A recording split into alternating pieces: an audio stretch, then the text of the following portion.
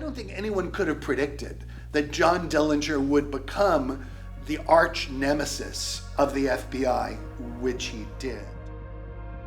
If you're the chief of police of St. Paul, all you care about is low crime in St. Paul.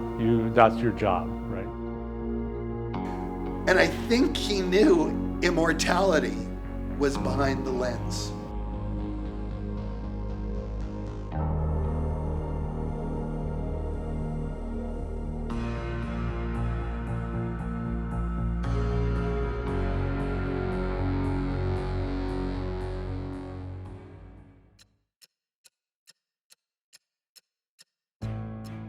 So in the 1920s, obviously Prohibition was alive and well in America, which meant that there was an entire underworld of bootleggers and rum runners who were providing liquor to America. And this was prevalent all over the country, but in the Midwest in particular, there were gangs of bootleggers in places like Chicago and Detroit and St. Paul that were very active and were regional. They were increasingly focused on providing liquor not just in their own city, but all over the area.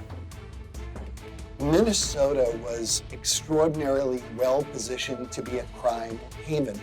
Part of it is, during Prohibition, it was a great place to make illegal liquor because we had the Mississippi River nearby, great water. We had a lot of Germans who knew how to make beer. But then when Prohibition was repealed, what do all those bootleggers do? They turned to bank robbery. They turned to kidnapping.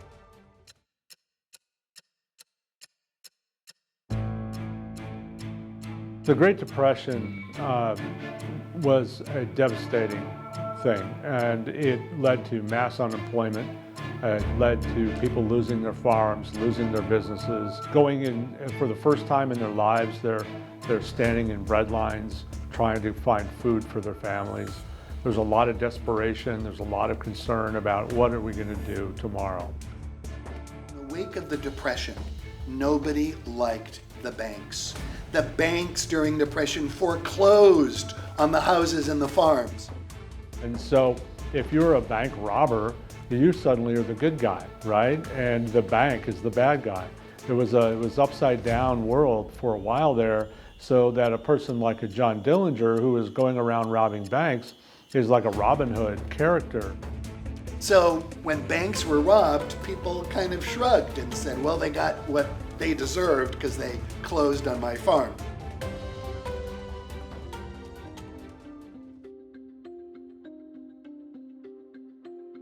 So the Dillinger Gang, along with almost every major bank robber, kidnapper, and mob hitman in America, was attracted to Minnesota, and specifically St. Paul, but also Minneapolis, because we had the deal. It was safe haven. Dillinger could walk down St. Peter or Wabasha or University Avenue in St. Paul, and he was famous. He was as famous as Babe Ruth, as O.J. Simpson is today. Notorious, but famous. And no one would turn him in.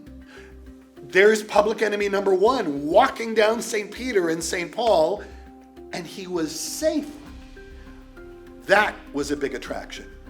So, at this period of time, the 1920s and 30s, one of the sort of focal points of crime in the Midwest was St. Paul, Minnesota. St. Paul was a unique situation in that it was a place that was a magnet for criminals. It was a place where they could go and feel like they had safe harbor from being caught, from being imprisoned. And the reason they felt that way is because they could. A system was set up called the Layover Agreement that said, if you come to St. Paul, if you're a criminal, you're a bank robber or a thief or whatever you are, if you come to St. Paul and you come and you tell people you're here, in other words, you tell the right people in the underworld that I'm here, I'm in St. Paul, and here is my payment, in other words, some kind of a bribe. It's not a lot, but enough to sort of show that you want to take advantage of their hospitality, if you will, and that you agree that you're not going to commit any crimes within the city limits of St. Paul, then nobody's going to bother you. I thought, the good people of St. Paul, they couldn't have known that this deal was between the cops and the crooks. How wrong I was. As early as 1914, the official St. Paul Police Yearbook described the O'Connor system publicly. You could go into the library today and see it. And it literally said, as a result of our understanding with the criminal element, never in the history of Minnesota have the people of St. Paul been so safe and the virtue of our women so secure. I love that. They're welcoming the criminals, but as long as the women, that's good. So it wasn't even a hidden secret. It was an open secret. Everybody knew the fix was in.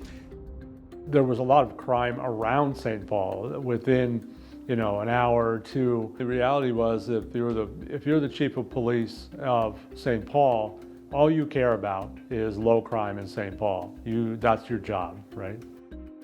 So the people of St. Paul figured they'll rob a bank in Madison, Wisconsin, but they won't hurt us here. And they accepted that dirty deal. Now, what that ultimately meant is you could drive, a few miles to the west and go to Minneapolis and rob a bank, and that's fine. We don't care. As long as you don't commit a crime in St. Paul, then we're fine. You can do whatever you want. Another reason to come to Minnesota, in addition to easy access to submachine guns, gun malls who would love you, getaway cars, and Minnesota was a great city to launder money. You could kidnap someone, as the Barker Karpus gang did, in another city, and then clean the money through a guy named Harry Sawyer or Jack Pfeiffer of the Hollyhocks Club in St. Paul. Basically, Minnesota was a Walmart for crooks.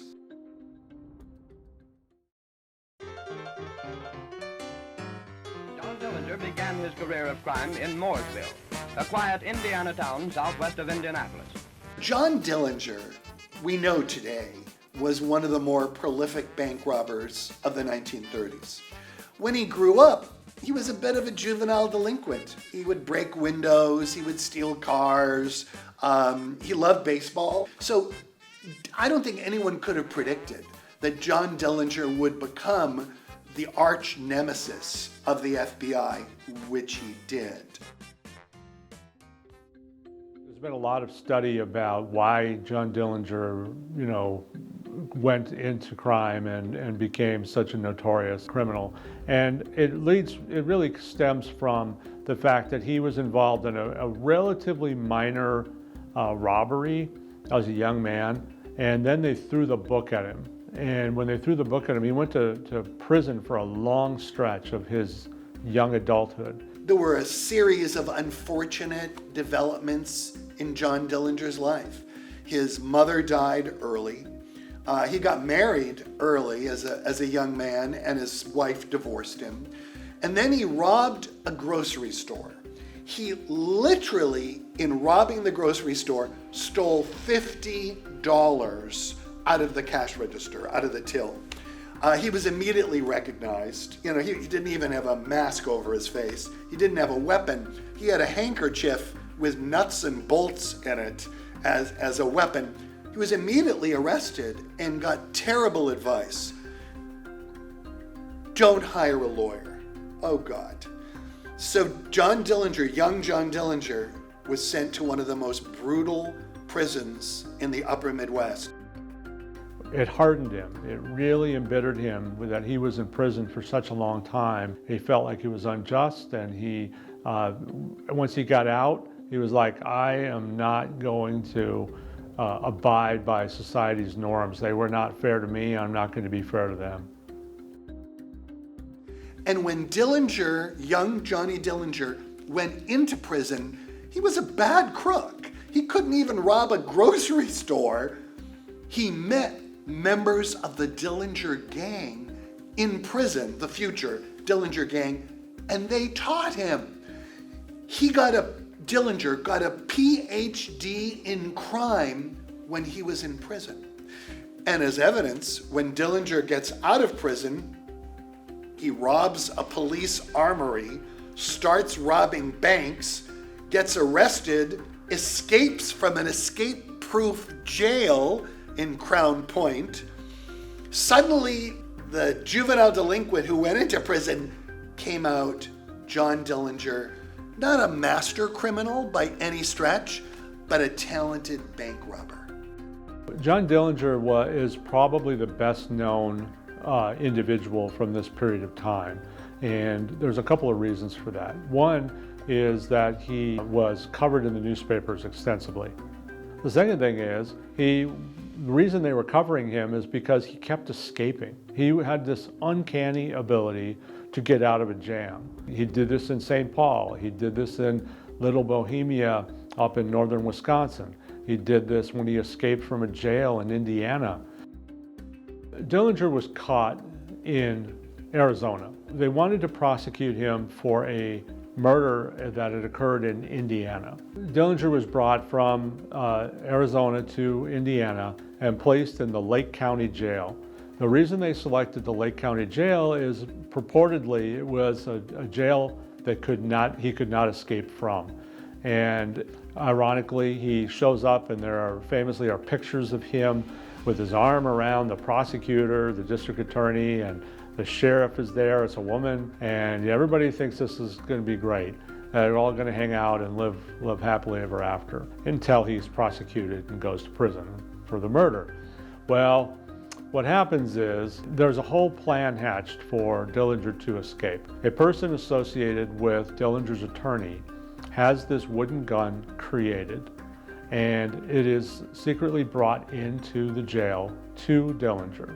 This gun looks like a real gun, and so much so that he is let out of the jail, and he is allowed then to retrieve real Thompson submachine guns, and then he hops in the sheriff's personal vehicle, which is the best, fastest vehicle, and he escapes across the state line into Illinois. Dillinger boasted later about using a wooden gun to escape from a jail. He kept the gun, ultimately gave it to his family in Indiana, who kept it for many years, and we were fortunate enough to be able to acquire the gun and to be part of the Mob Museum's collection.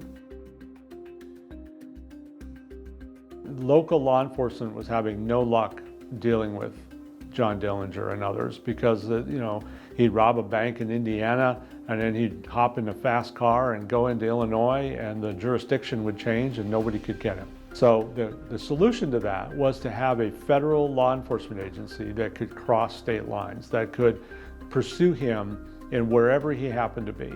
And the FBI was this fledgling federal agency that was trying to make a name for itself. The Bureau of Investigation in the 1920s did not have much power, did not have much funding. Hoover realized if he turned John Dillinger, who provably killed only one person, a sheriff, and was really in some ways not a big threat to a lot of people, J. Edgar Hoover realized he could be my Moby Dick. I'll be Ahab, and Dillinger can be my Moby Dick. Because Hoover knew taking down organized crime, the mafia, was very difficult. Taking down disorganized crime, like John Dillinger, was quite likely. So the FBI published books about John Dillinger. The FBI did newsreels, movies at the time. J. Edgar Hoover wanted to leverage Dillinger's celebrity to build the FBI that we know today.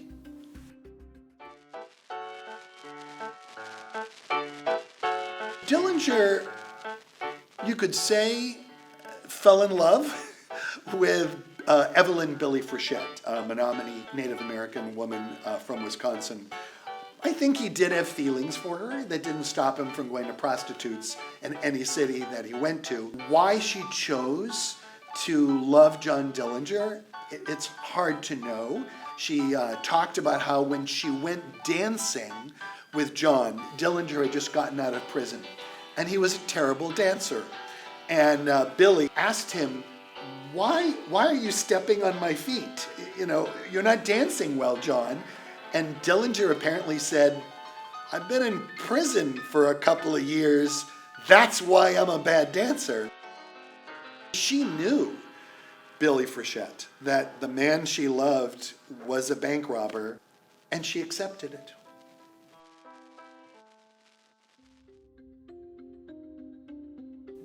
Dillinger went to St. Paul because St. Paul had the deal, the O'Connor system, the layover agreement. Dillinger figured he'd be safe, and he would be safe from the police. But the FBI were a different story. They were independent, they were not corrupt the way the St. Paul police were. So Dillinger moved into the apartment 303, third floor, you could still see it today, of the Lincoln Court Apartments near the corner of Grand and Lex. And they had a kind of domesticity. She liked to take John Dillinger to the movies. She talked about his favorite movie, this is Public Enemy #1, was Walt Disney's Three Little Pigs. And specifically, John Dillinger and Billy went to a movie theater that was 2 blocks away at the corner of Grand and Lex. Dillinger and Billy, knowing that he was a bank robber, didn't want to be exposed too much. Billy made sure that the blinds were always drawn in their apartment so no one could see in.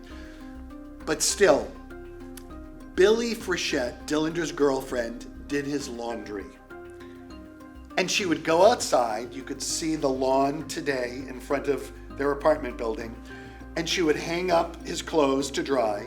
She would have scarlet red short shorts. She was a 19-year-old woman, apparently very pretty. I talked to men who were boys at the time, and they remember, oh my God, this beautiful woman is standing outside there. And then the landlady, Daisy Coffey, noticed something was weird. They would always get their mail only in the dark when no one could see them. The shades were pulled down. And then, of course, Billy Frechette was out there attracting unwanted attention. So Daisy calls the FBI. And the FBI and police, St. Paul police, come to the Lincoln Court Apartments. They don't know who he is. They get a report that there's suspicious individuals on the 3rd floor of the Lincoln Court Apartment.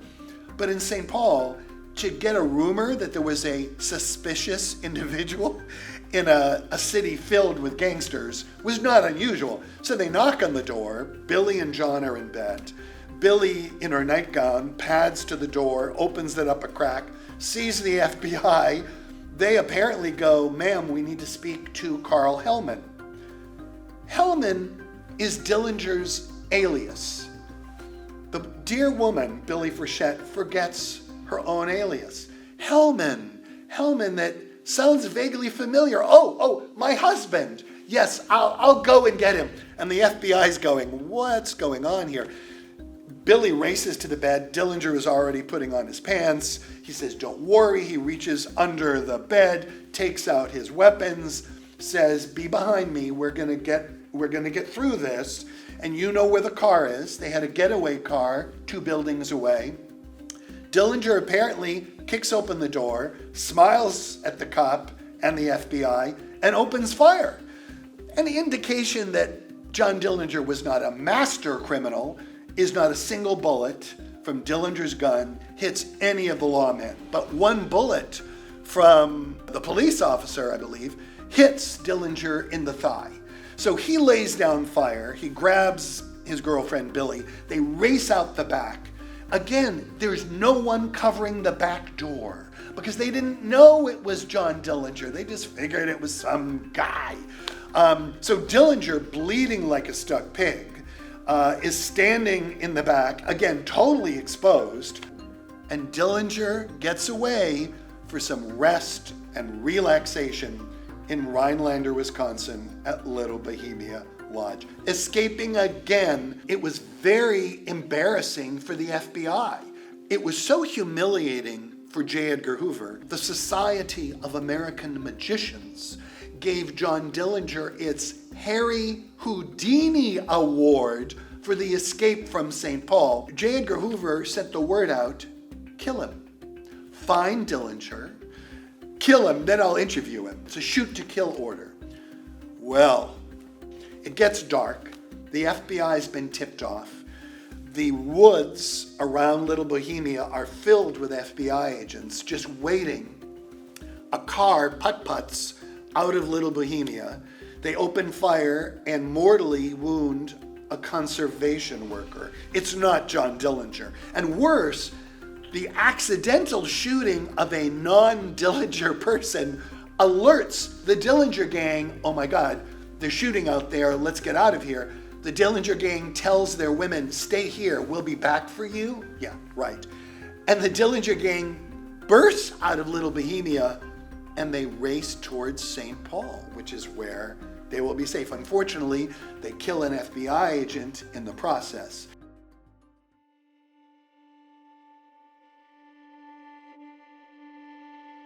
When he went to Chicago, he decided to go to the movie theater. It was Manhattan Melodrama, perhaps the wrong movie to see because the criminal in the movie dies in the electric chair.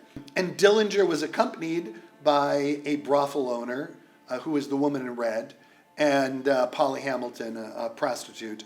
Apparently, a deal was struck between the FBI and a Chicago police officer and the lady in red. And they said, we will not deport you, she was about to be deported from America, if you give us John Dillinger, public enemy number one. Ultimately, they did deport her, but poor woman. So Dillinger, with these two women, goes into the theater. He watches the movie where the criminal dies. He comes out of the movie theater, and outside, the FBI are hiding behind trees. They're hiding behind post office boxes, waiting for the signal to kill Dillinger. The two women say, excuse me, we have to go back into the ladies' room. So the most wanted man in America is standing in front of the movie theater. Apparently Melvin Purvis, who is the head of the Chicago Bureau of the FBI. The signal to kill Dillinger was Melvin would put a cigarette in his mouth, take a cigarette lighter, light it, and then they would kill Dillinger. Melvin was known after this, Melvin Purvis, as Nervous Purvis, because Melvin couldn't get the lighter to light, but eventually it did. They closed in, they killed John Dillinger. I think the way that John Dillinger was killed in Chicago contributed to this idea that he was sort of this underworld hero. He was shot in the back and that there wasn't a confrontation that led to his death. I definitely think that is part of the story that people cling to and say, look, this was a guy who was, certainly, violence was part of what he was about, but he was someone who was one of us, right? And this imposing federal agency, the FBI, is a much less representative of the people than John Dillinger was. In death, Dillinger is elevated by pop culture. But if you look at the newsreels, you can tell he's working the camera. Yeah, another reason that John Dillinger became so well known and infamous was that he had this really engaging personality and was a jokester, people liked him. He had a very winning personality. He had a lot of girlfriends, and he was very casual in his relations with law enforcement and with others. He got along with people no matter who they were. There's a disturbing photograph of Dillinger who's been arrested, and he's got his arms around the law enforcement guys. And you could see, he was a relatively good-looking man. You could see literally Dillinger looking at the lens. So weirdly, I think Dillinger knew he was not long for this world. He had friends who had already been shot to death by the police. And I think he knew immortality was behind the lens. The legend is that 15,000 people walked by his corpse in the medical examiner's office. Women dipped their petticoats in John Dillinger's blood in the street, which gives you a sense of the kind of infamous, notorious celebrity that John Dillinger had.